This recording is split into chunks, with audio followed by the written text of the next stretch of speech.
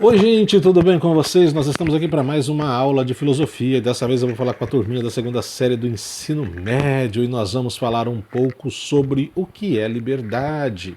Como é que essa liberdade filosófica vai descendo e sendo construída aos poucos sobre os seres humanos?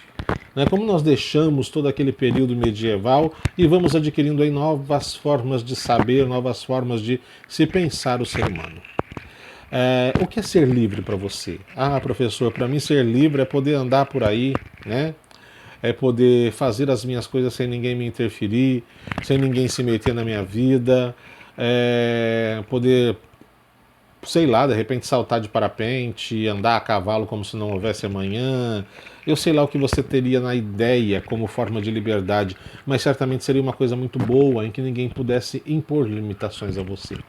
Mas nós vamos ver que todo pensamento livre, toda liberdade, ela acaba sendo cerceada aí por uma série de coisas. Porém, você é livre, você é um ser humano e agindo com uma política justa para todos dentro de determinados princípios éticos e respeitando os direitos humanos, você pode ser sim livre. Só que isso foi uma construção ao longo de muito tempo e nós vamos usar aí vários pensadores para desenvolver essa ideia. Voltaire, Adam Smith, Jean-Jacques Rousseau, John Locke, Montesquieu, e nós vamos ter uma mulher que vai ser aí aquela que vai dar o pontapé inicial em todo o movimento feminista. Eu costumo dizer que Olympe de Gouges, ela vai ser aí uma das grandes ativistas, de forma até irônica, do movimento feminista, né? Então, como explicar essa liberdade de escolha no mundo em que nós vivemos? Eu posso ser livre para escolher, mas para eu chegar a esse pensamento, foi um longo caminho percorrido, né? E nós vamos começar aí pensando no pensamento, pensando, lógico, né? Falando sobre o pensamento iluminista. O que foi o pensamento iluminista? Primeira coisa, todo mundo já sabe, vocês estão careca de saber, eles pregavam a separação entre igreja ou religião e Estado. Cada um dentro do seu quadradinho ali, trabalhando as questões humanas, mas cada um de uma forma isolada. Olha eu apanhando o microfone aqui, ó. De repente vocês vão escutar um monte de barulho, é por causa do microfone, mas vamos lá.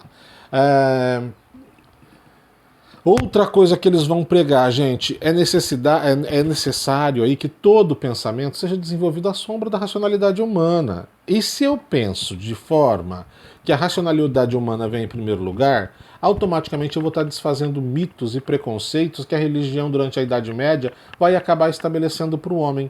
Então eu vou fazer uma releitura de toda a filosofia medieval e vou voltar lá naquela filosofia antiga e vou resgatar o humanismo, a forma humanística de pensar o mundo, né? Eles também vão pregar aí a não interferência do Estado na economia.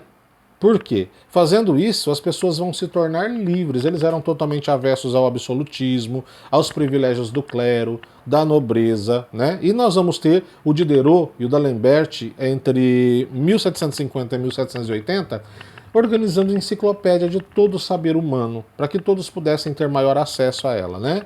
E nós vamos aí ter também a divisão de 3 poderes para poder governar o Estado, entre outras coisas que nós vamos estar falando de agora para frente, tá bom? Lembrando que quem está me acompanhando aí está na situação de aprendizagem 1 da segunda série da apostila Currículo em Ação do Estado de São Paulo.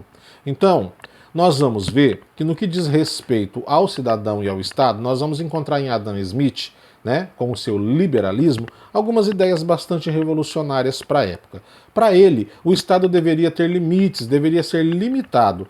Assim, todas aquelas liberdades, igualdades, proteção da propriedade privada, o livre comércio, minha e sua, enquanto cidadãos, estaria respeitada.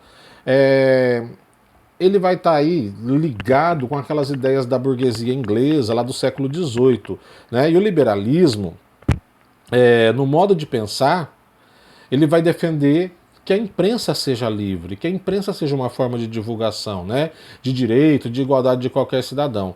E isso daí vai estar entre as grandes pautas desse filósofo. Uma outra coisa, quando a gente para pensar na questão dos direitos, né, do cidadão e do Estado, ele também vai apresentar, não, o Rousseau vai apresentar para a gente algumas ideias, né, de um Estado convencional, resultante da vontade geral, ou seja, da maioria das pessoas, né? No caso aí do Rousseau, a nação, que é o povo, vai ser mais importante do que o rei. Por que você está falando isso, professor? Porque para ele não existe direito da coroa divina, né? Mas o direito legal vem da sabedoria popular que autoriza, de certa forma, aquela pessoa estar aí, né? Para ele, o povo, ou o pensamento popular, ele é ilimitado, ele é total, ele é incontestável, porque o povo acaba sendo soberano para ele. E o governo deve atender ao bem comum, deve atender a esse povo, né? E ele só vai ser sustentável se ele for justo, se ele for bom para o povo, senão o povo pode tirar, e com isso ele acaba defendendo aí a ideia de revolução, né? Para ele, quando existem situações em que a população ela acaba sendo escrava de algum pensamento ou de alguma força, essa população ela troca essa liberdade dela por uma tranquilidade social. Então ele acaba, de certa forma, admitindo tudo isso. Nós vamos ver que o pensamento dá um salto, que ele dá um salto em favor do povo, em favor da liberdade de direitos, só que ele não é 100%, né, gente? A filosofia lá é mutável, né, e ela vai amadurecendo, aí como a gente já viu lá na primeira série. Nós vamos ter o louco, do Luke, defendendo ideias revolucionárias também para a época dele, como a liberdade intelectual e a tolerância. Para ele a soberania não está no Estado, né? Ele vai ser mais um dos que vai falar que a soberania está na população. A população ela acaba sendo soberana, não o Estado. Né? Para isso, nós vamos ter que ter representantes do povo. O povo vai eleger lá os seus representantes e esses representantes vão dar voto, vão dar voz a algumas pessoas que vão governar sobre ele.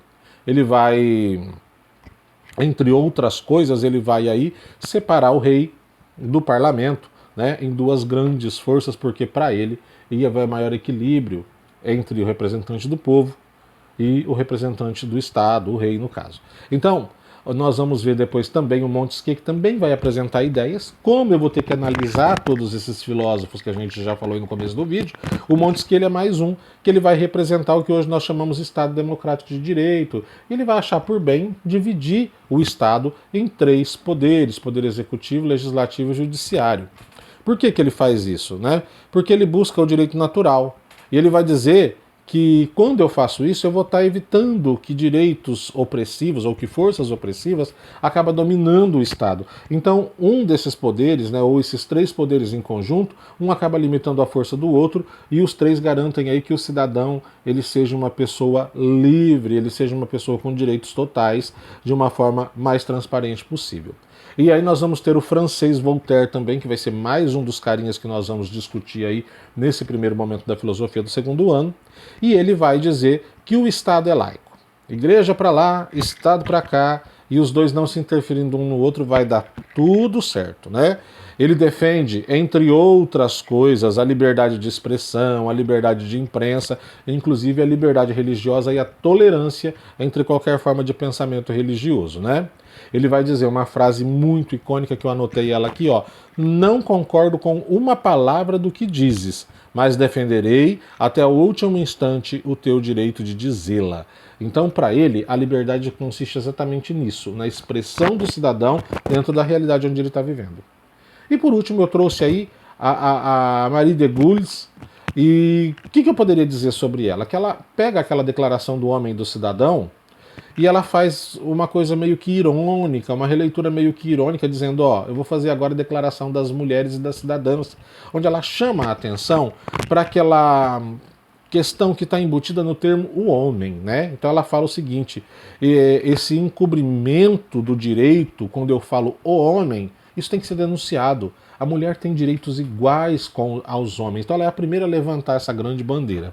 Então nós estamos vendo aí que o pensamento iluminista, ele se estrutura em cima dessas ideias. Não era perfeito, né? A gente vê que não deu certo em muitos pontos. Só que hoje, quando eu olho à minha volta, eu vejo várias coisas. Eu vejo várias dessas ideias iluministas presentes no mundo contemporâneo, na filosofia contemporânea, né? Então no nosso cotidiano, quando eu tenho aí a escola laica, o Estado laico, ainda que não 100%, mas eu tenho.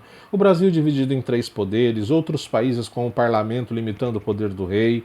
Algumas monarquias ainda são absolutistas no mundo, prova de que isso não deu 100% certo. Nós temos ainda mazelas, nós temos pessoas subjugadas, mas nós vemos o nosso mundo repleto das ideias iluministas. E é isso que a gente faz nesse primeiro momento da reflexão filosófica, como uma forma da gente levantar a bandeira, né, de preparar aí para o segundo momento. Então fica essa grande influência do pensamento iluminista para a gente.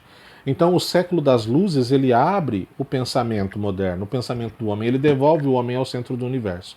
Isso é que é importante. Se você não for inscrito aqui, se inscreva, deixa o seu like, faça a sua pergunta e eu volto daqui a pouco, né, ou no próximo vídeo, falando com você a respeito de outros desdobramentos desse assunto. Beijão e até lá.